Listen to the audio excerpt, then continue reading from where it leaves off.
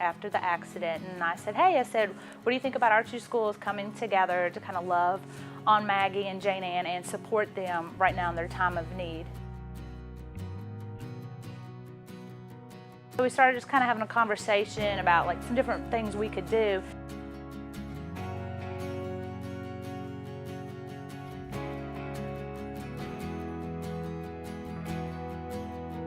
The support from the community has been amazing so far.